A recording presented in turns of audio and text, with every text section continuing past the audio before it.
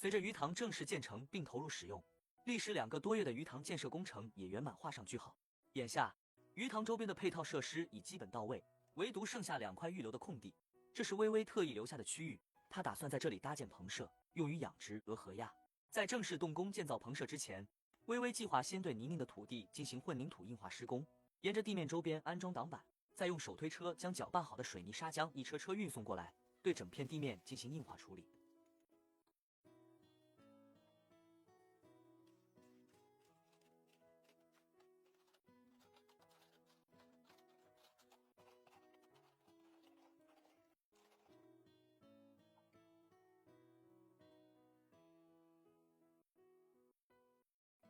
经过1夜的凝固，第2天水泥地面已基本硬化。微微将四周围的挡板逐一拆除，为接下来的建设做好准备。为了高效便捷地完成棚舍搭建，微微选择了钢结构作为主体框架。接下来，他将采购好的建材陆续运至现场，正式开始搭建用于养殖鸭和鹅的钢结构棚舍。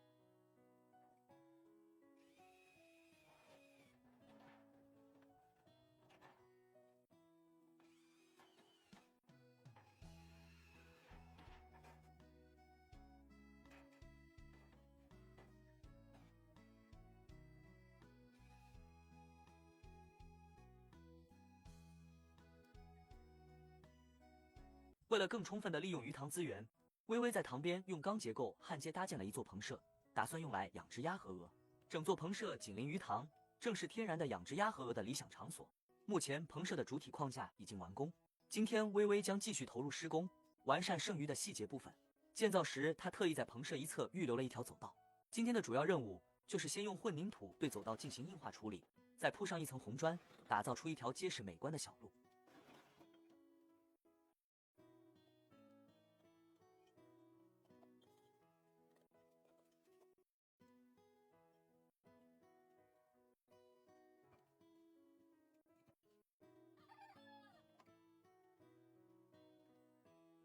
走道铺好后，接下来的重点便是完善棚舍内部。微微将切割机和电焊机搬来，计划用钢管将棚舍合理分区，并焊接四周的围栏，安装上塑料网。待这些工作完成，整个棚舍就能正式投入使用。